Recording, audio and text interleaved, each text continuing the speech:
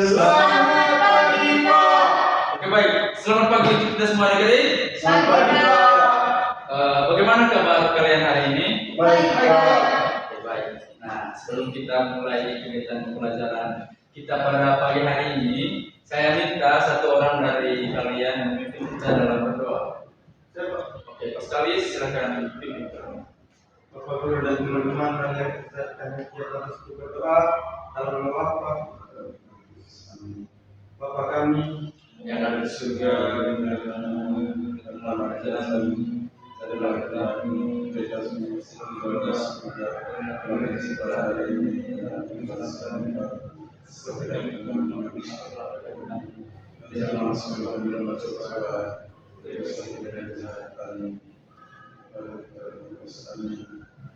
terima kasih Pak Sekali, silakan duduk.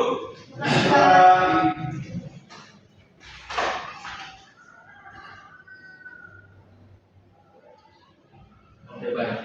Sebelum Bapak mulai kegiatan pembelajarannya, jadi saya akan mencek dulu kehadiran kita ya. Iya.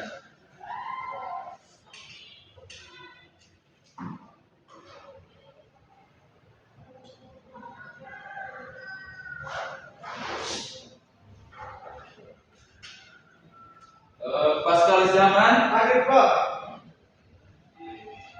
Mariana Setia, Hadir, Pak. Ivarno. Hadir, Pak. Oke, baik. Luar biasa tingkat kehadirannya ya. Ya, Pak. Baik. Apakah kalian masih semangat untuk mengikuti pembelajarannya hari ini? Masih, Pak. Oke, baik. Nah, jadi pembelajaran kita hari ini bertema salam.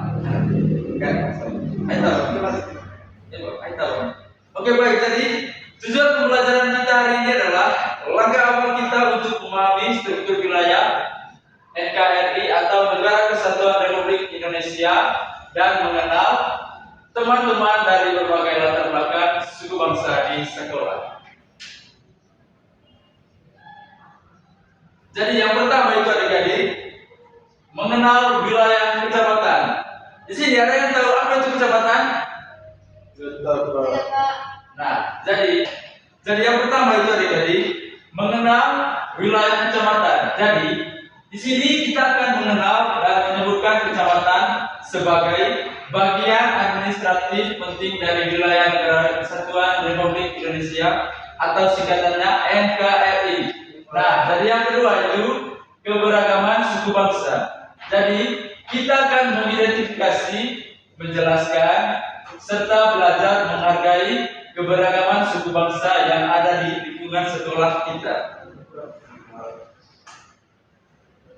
Nah, jadi sekarang kita mengenal yang namanya kecamatan. Jadi adik-adik, kecamatan itu adalah bagian dari NKRI. Yang pertama itu wilayah Indonesia utuh. Nah, Negara Kesatuan Republik Indonesia adalah satu negara yang utuh dan tidak terpecah-pecah, yang tidak terpecah belah. Wilayah luas ini dibagi menjadi beberapa tingkatan administrasi untuk memudahkan pelayanan. Terus mengenal kecamatan. Jadi kecamatan adalah wilayah administrasi di bawah kabupaten atau kota. Setiap kecamatan dipimpin oleh seorang camat dan merupakan bagian tak terpisahkan dari keutuhan wilayah NKRI kita. Nah, jadi sebelum kita lanjut, Bapak ingin bertanya dulu kepada adik-adik. Nah, di tempat kita sekarang ini, wilayah ini termasuk bagian dari kecamatan apa? Saya, Pak. Saya mau, Pak. Oke, tepuk tangan.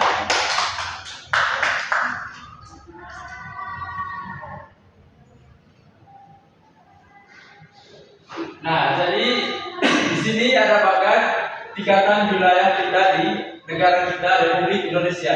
Jadi adik-adik, yang pertama itu Negara Kesatuan Republik Indonesia. Terus ada yang kedua itu provinsi. Nah, jadi provinsi ini adalah pembagian wilayah besar yang dipimpin oleh gubernur. Nah, kita punya ini di Manggarai ini termasuk provinsi apa? Timur, Pak. Oke, tepuk tangan. Nusa Tenggara Timur. Terus yang ketiga itu kabupaten atau kota. Nah, jadi wilayah ini dipimpin oleh seorang bupati atau wali kota. Nah, Manggarai ini termasuk kabupaten apa? Manggarai, Pak. Manggarai. Terus yang keempat itu kecamatannya. Jadi kecamatan itu adik-adik wilayah kerja camat yang membawahi sebuah desa ya. Terus yang kelima itu desa atau kelurahan. Jadi wilayah terdekat dengan tempat tinggal kita.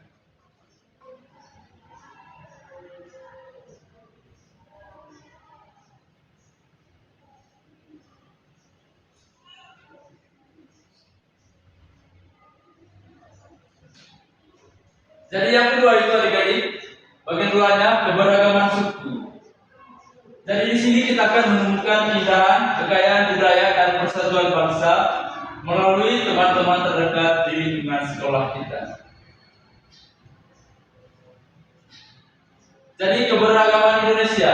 Nah, Indonesia dihuni oleh ratusan suku bangsa yang terbesar dari Sabang sampai Merauke. Perbedaan inilah yang membuat Indonesia kaya. Jadi di sekolah kita bisa menemui teman-teman dari suku, dari berbagai suku dan dari berbagai latar belakang yang berbeda ya adik-adik. Oke baik adik-adik, itu saja materi kita pada pagi hari ini. Nah sekarang Bapak akan memberikan lembaran kerja soal kepada kalian. Nah,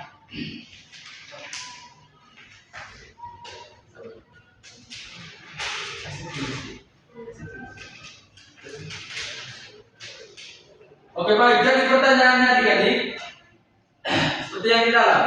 Mengapa di sekolah kita terdapat berbagai suku bangsa yang berbeda? Terus yang nomor 2 itu apa manfaat hidup rukun di tengah keberagaman suku bangsa bersama teman? Nomor 3 itu bagaimana sikap rukun yang harus kita miliki kepada teman yang berbeda suku. Pak.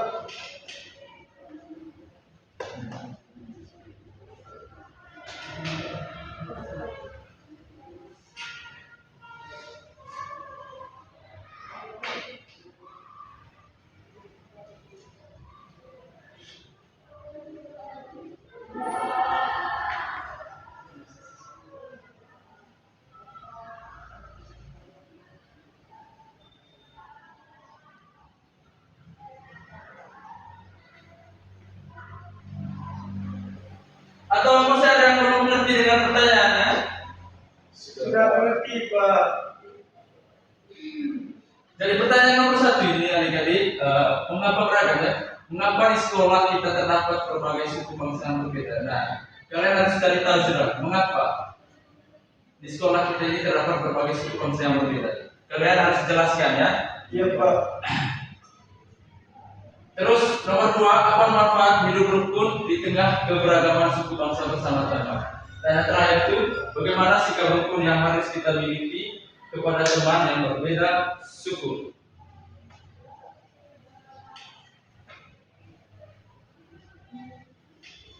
Berharap kalian harus mengerjakannya dengan benar ya, jadi Iya, Pak.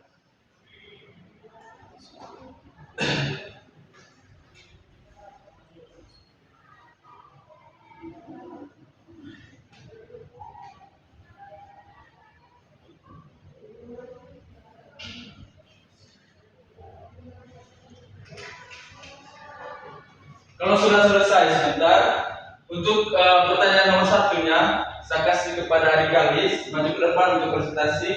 Untuk pertanyaan nomor 2-nya itu untuk adik Marni, dan yang pertanyaan 3-nya sebentar untuk adik Ipang ya. Jadi dimohon untuk maju ke depan sebentar untuk melakukan presentasi ya adik-adik. Iya, Pak.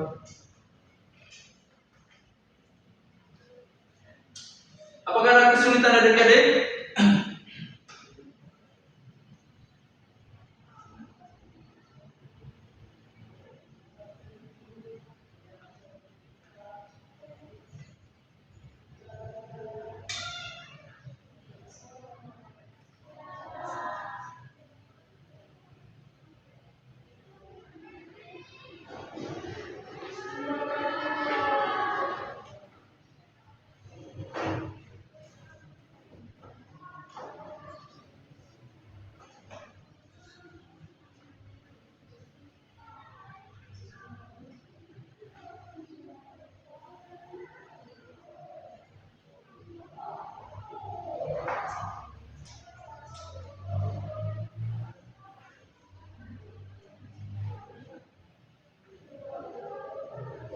Sudah? Sudah Pak. Sudah. Oke, baik. Ya, untuk pertanyaan nomor 1 tadi saya suruh adik tulis di maju ke depan.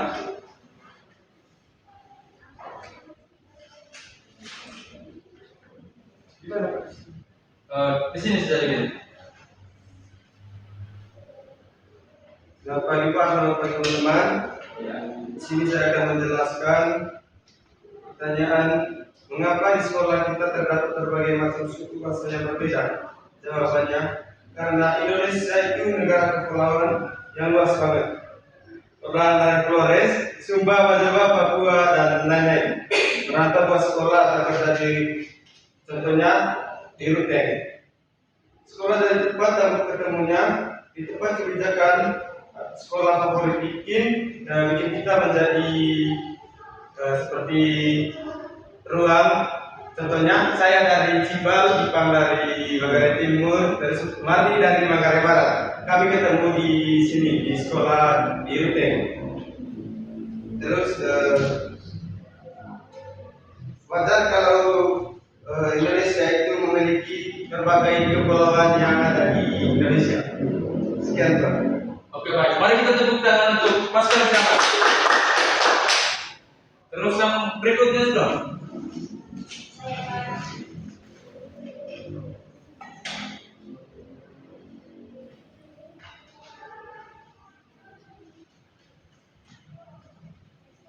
Selamat pagi Pak, selamat pagi teman-teman. Pagi.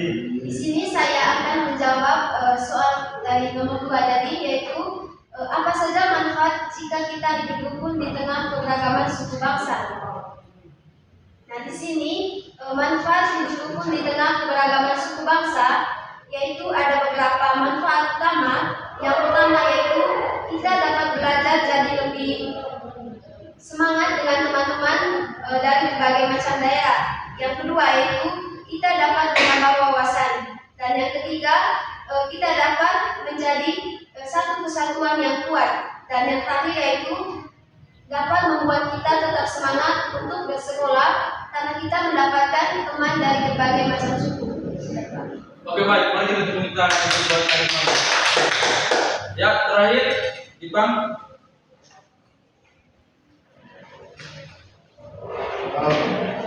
Baik Pak, terima kasih sebelumnya. Di sini saya mencoba menjawab pertanyaan nomor 3 tadi, bagaimana sikap rukun yang harus kita miliki kepada teman yang berbeda suku. Menurut saya, sikap yang pertama itu yaitu saling menghargai dan menghormati atau toleransi.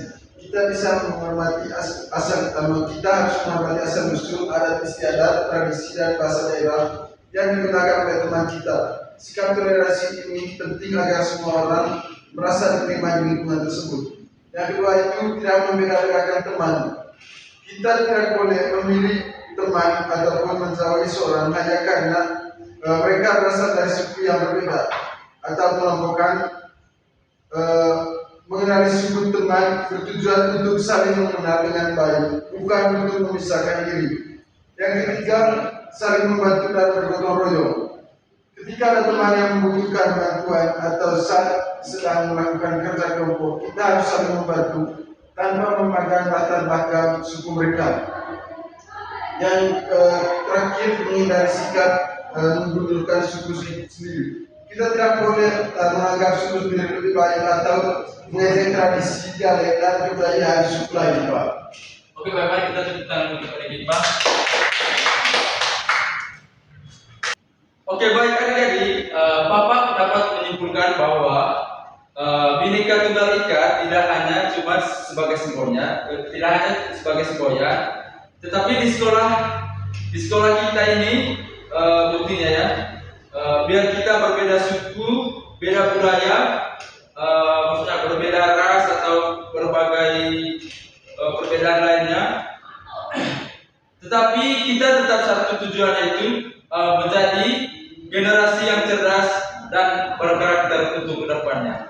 Oke, baik, materi kita pada pagi hari ini cukup sampai di sini saja. Bapak berharap kalian tidak hanya belajar di sekolah, tapi kalian juga harus belajar di rumah ya, adik-adik. Ya, Pak. Nah, sebelum kita pulang, satu orang lagi memimpin kita dalam berdoa. Bapak Ipang.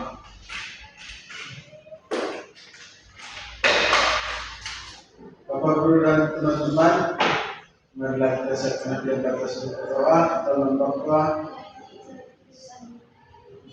Tuhan Yesus Kristus sampai selama-lamanya. Amin.